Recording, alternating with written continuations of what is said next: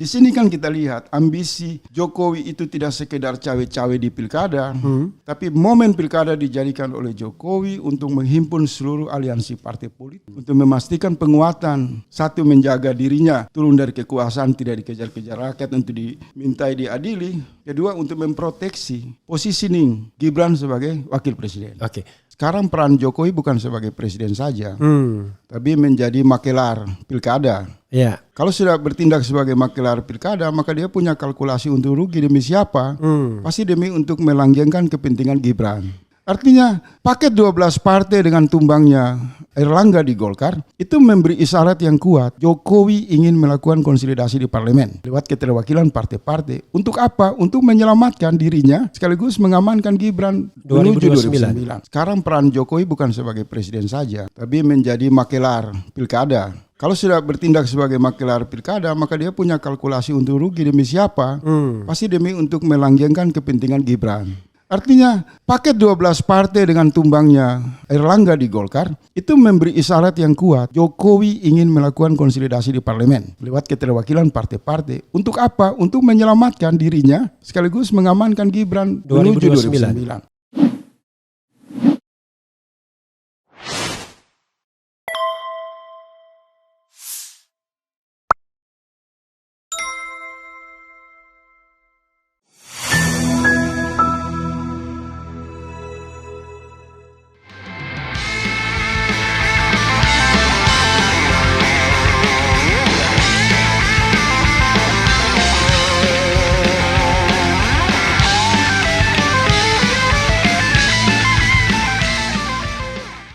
Di awal kita lihat bahwa ada kecenderungan bahwa Jokowi atau Prabowo saling menunggangi. Terbukti begini, Jokowi memberikan segalanya kepada Prabowo, misalnya gelar jenderal penuh, kemudian bintang Mahaputra dan lain sebagainya, merekrut orang-orang Jokowi ke dalam kabinet dia, membentuk badan komunikasi yang sebenarnya tidak diperuntukkan bagi Jokowi saja, Hasan Nasbi, tetapi juga untuk Prabowo kelak. Jadi seolah-olah dia ingin memblended, ya. Jadi sebagai blended kekuasaan antara Jokowi dan Prabowo sehingga tidak bisa lagi dibedakan nantinya. Nah, sekarang seolah-olah gara-gara Jokowi terlalu jauh membangkang konstitusi ada keretakan seperti itu, ya kan? Nah, keretakan ini bermuara kepada hal-hal yang Anda tadi katakan gitu ya.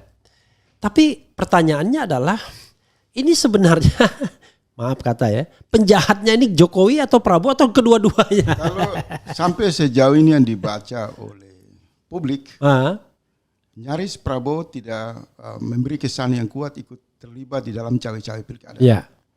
Hanya saja keterlibatan Gerindra itu yang lebih agresif mengkonsolidasikan partai-partai dan Kimples yang terpusat di DKI itu menimbulkan spekulasi. Sebagian mengatakan Prabowo pasrah terhadap satu keinginan, tapi keinginan ini kemudian dipertanyakan oleh publik. Apakah ini kalkulasi politik Prabowo atau kepentingan Jokowi? Sampai hari ini rakyat berkesimpulan ini kepentingan ambisi Jokowi melayani Kaisang. Judul itu kan tidak bisa berubah. Dia kasih gula kepada Prabowo agar Prabowo tidak ganggu, kira-kira begitu. Kalau menggunakan istilah rakyat, Prabowo dianggap ikut tersandra. Kenapa ikut tersandra? Karena kecemasan Prabowo menanti proses pelantikan yang terlalu lama waktu. Dan semua pihak dari sisi hukum tata negara, dari politisi, dari kelompok-kelompok yang berbicara dalam kerangka kepentingan negara mengatakan kekosongan ini sangat berbahaya. Ini menarik emosi atau sentimen selain di ruang publik juga terjadi kisru di pusaran istana. Sehingga kan muncul apa urgensi Jokowi memasang Bahlil untuk mengambil alih Golkar. Ya. Tentu itu bisa dijawab oleh publik dengan kecerdasan mahasiswa dan rakyat agar Jokowi memastikan Gibran tetap dilantik dan saat dia menjadi wakil presiden kelak tidak dievaluasi melalui instrumen penegakan hukum maupun instrumen politik di DPR.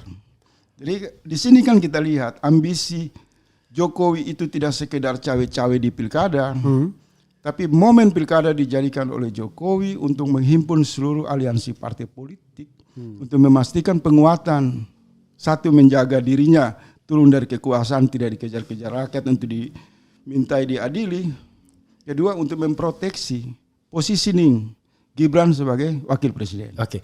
Awalnya mereka seiring sejalan, tetapi pada titik tertentu mulai kemudian tiba-tiba mereka berbeda jalan. Itu ya hal yang paling krusial karena posisi Gerindra yang diwakilkan oleh Pak Dasko itu sebagai tim sinkronisasi pemerintahan Jokowi ke Prabowo. Ya. Tim transisi. Sehingga persenyawaan dalam tujuan baik, sehingga proses pembentukan kabinet yang diikuti oleh reshuffle dan jelang pelantikan Prabowo, suka tidak suka kan pasti menimbulkan pro kontra. Kalau terlalu jauh Gerindra terlihat dalam bayang-bayang kepentingan Jokowi, maka orang menuduh Prabowo dan Gerindra tidak punya sikap, dan yang mendapatkan kecaman adalah Pak Dasko. Oke. Itu kan? Yeah. Jadi memang dilema, faktor sinkronisasi dalam proses pelantikan Prabowo dan pembentukan kabinet akan terus menerus menyeret siapa yang berdiri mewakili Gerindra di ruang publik. Kalau yang berdiri Habibur Rahman pasti disorot juga, yang berdiri Fadlizon pasti disorot. Nah ini bukan dalam konteks personal, berkaitan dengan kohesi dari pendekatan partai politik dan transisi pemerintahan. Jadi kita harus mengirim pesan yang kuat, karena bagaimanapun Prabowo, Pak Dasko dan gerakan dan Gerindra dua kali pernah dizalimi oleh Jokowi lewat Pilpres 2014 dan 2019. Pada 2024 kan mereka terjebak pada satu situasi yang dilematis. Apakah pengabdian mengantarkan Prabowo sungguh-sungguh untuk dilantik sebagai presiden mewakili aspirasi rakyat, atau terjebak dalam beban kepentingan membela Gibran yang hari-hari ini sangat mencemaskan Jokowi. Karena suara di ruang publik mengatakan bukan hanya Jokowi dituntut diadili, tapi Gibran juga ikut terseret dalam masalah kejahatan dinasti politik. Begitu juga Kaesang, begitu juga Bobi dan lain-lain. Nah, karena musuh bersama itu adalah dinasti politik Jokowi, ini bola panas bagi siapapun elit Gerindra, bagi siapapun yang ada dalam percaturan pergantian transisi ini. Kalau Fadlizon yang berdiri pasti juga akan mendapat sorotan kritis, dan harus ada satu sikap sehingga tuduhan-tuduhan rakyat yang sensitif dialamatkan kepada Gerindra, Prabowo dan Dasko itu hanya bisa diselesaikan di mana Prabowo harus keluar. Jangan diam aja. Jangan diam, dia keluar. Harus tahu jelas sikapnya apa. Saya sudah menerima amanat rakyat di mana memilih saya sebagai presiden terpilih. Saya bersumpah atas nama kesetiaan kepada negara, saya tidak ikut-ikutan untuk menabrak konstitusi, untuk membangkang terhadap konstitusi. Saya setia kepada NKRI dengan terus mempertimbangkan, mengutamakan aspirasi rakyat.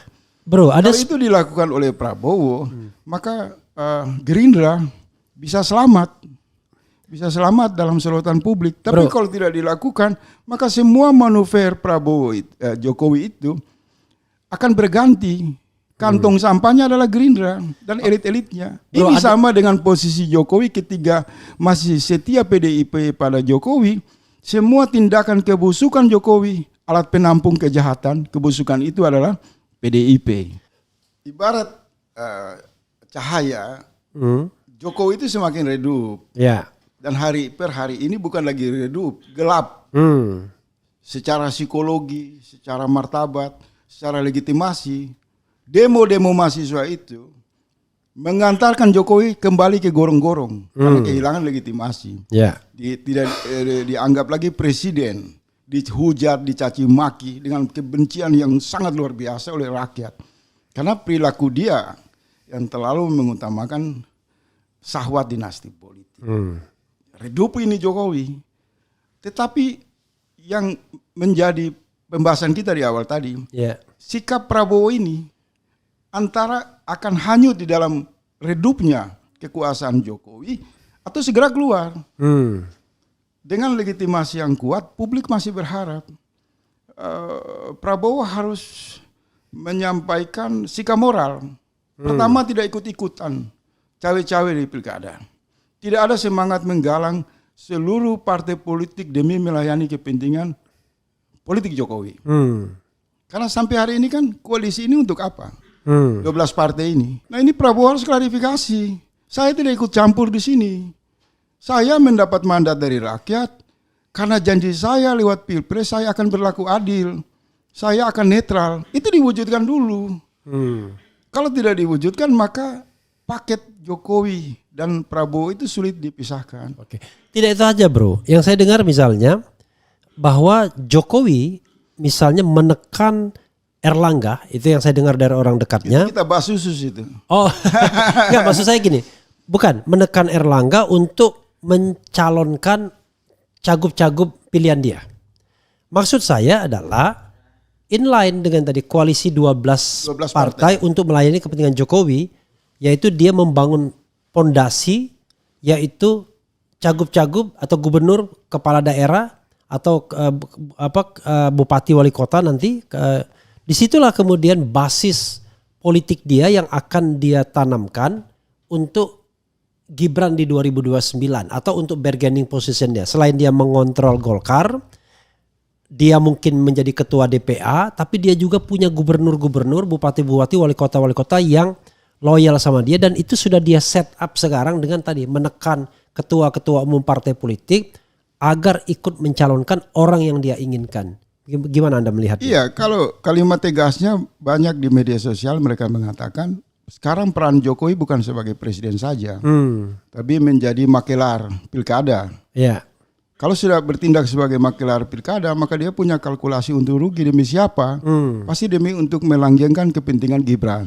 Ya. Yang oleh buzzer-buzzernya mengatakan bahwa Gibran disiapkan untuk 2029 sebagai calon presiden. Tetapi kembali lagi, per hari ini akumulasi demo-demo mahasiswa, kemarahan rakyat, ini sudah sampai pada pembahasan yang agak serius karena mengusung tema darurat nasional. Ya. Dan dinamika di internal istana itu mau ditutupi seperti apa, gambaran yang terlihat di ruang publik ada pecah kongsi di sana kan. Karena Prabowo pasti berpendapat sama dengan rakyat, tidak mau digembala oleh kepentingan politik sahwat dinasti Jokowi. Pasti itu. Oke. Siapapun dia tidak mau. Ngapain gue dibenturkan dengan rakyat? Pasti pikiran Prabowo seperti itu. Tapi Prabowo tidak keluar. Sehingga kita masih nunggu. Nah, pada fase lain gerak konsolidasi politik Jokowi itu semakin tidak bisa dibendung. Misal rubuhnya pohon beringin Golkar itu jangan dilihat hanya untuk mengantarkan Bahlil sebagai ketua umum partai, tapi tujuannya harus dikonfirmasi. Untuk apa? Bahlil itu siapa gitu ya? Nah, artinya paket 12 partai dengan tumbangnya Erlangga di Golkar itu memberi isyarat yang kuat. Jokowi ingin melakukan konsolidasi di parlemen lewat keterwakilan partai-partai. Untuk apa? Untuk menyelamatkan dirinya sekaligus mengamankan Gibran 2029. Ini juga dalam jangka pendek. Kalau mahasiswa rakyat ini tidak bergerak, ancaman ini juga bisa secara telak diarahkan kepada PDIP yang berhak untuk nanti memimpin DPR. Bisa terjadi paket konsolidasi 12 partai yang dilakukan oleh Jokowi ini menumbangkan calon DPR ke depan, yaitu Puan Maharani. Oke, bikin revisi. Bisa terjadi revisi MD3. MD3 lagi. Karena konstitusi saya berani dilanggar, apalagi hanya cuma sekedar undang-undang dengan pertimbangan dinamika di internal. Oleh sebab itu harus ada satu konsolidasi dari elit bangsa menghentikan seluruh paket busuk atau koalisi rakus 12 partai ini.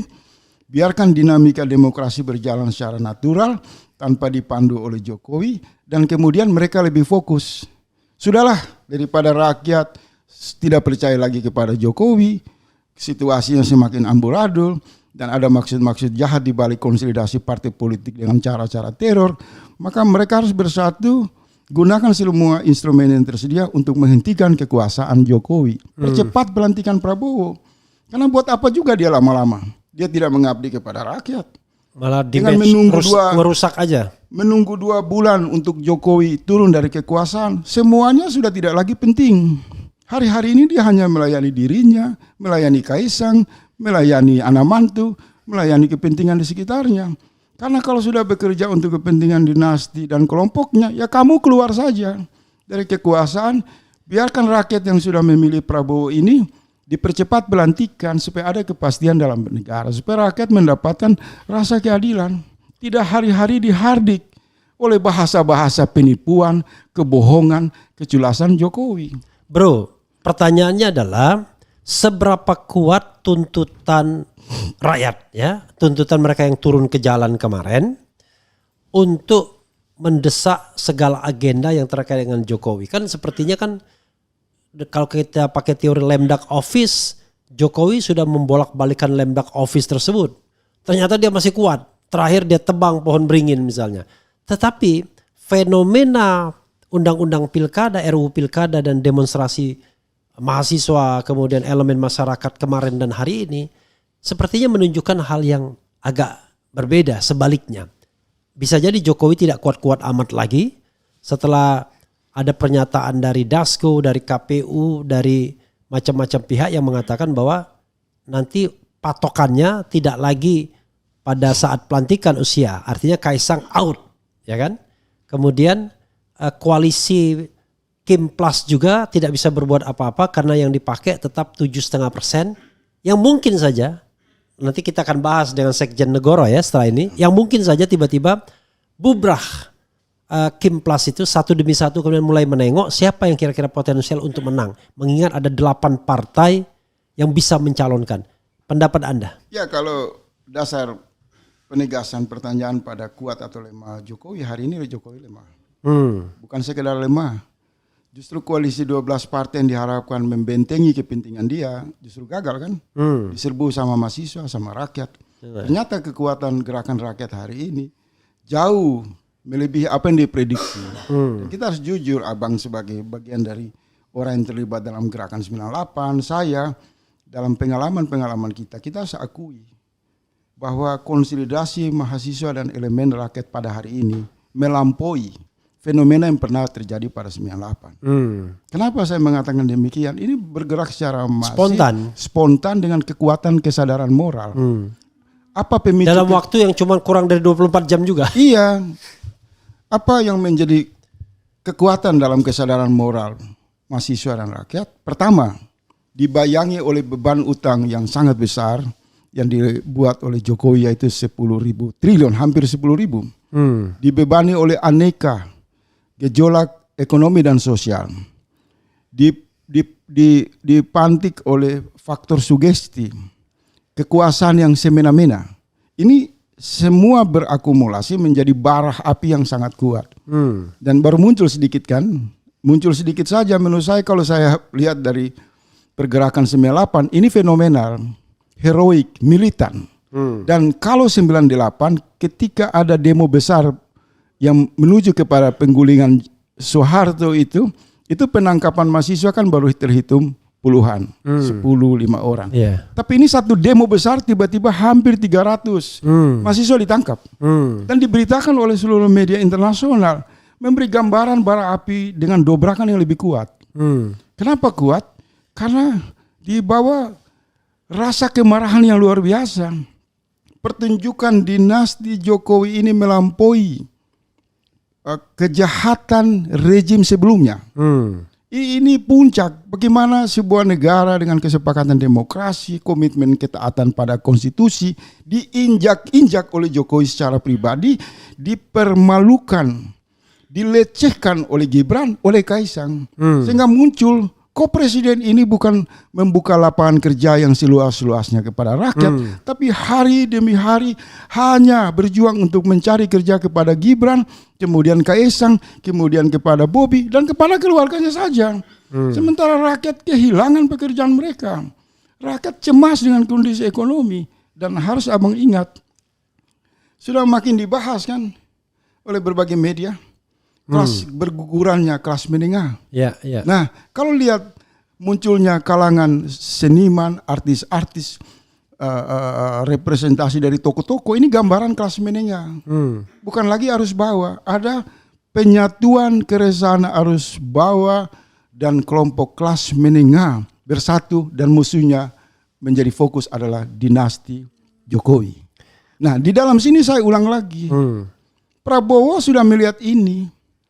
Apakah Prabowo tetap setia demi kepentingan melayani dinasti Jokowi yang hanya beberapa orang saja, atau dia hari ini dituntut keluar untuk melebur bersama rakyat? Itu saja. Kalau sampai dalam waktu dekat ini Prabowo tidak keluar menunjukkan sikap tegasnya, maka selesai. Dampak dari kemarahan rakyat terhadap delegitimasi kekuasaan Jokowi akan berimbas terhadap kekuasaan Prabowo. Nah, kita tinggal berkalkulasi.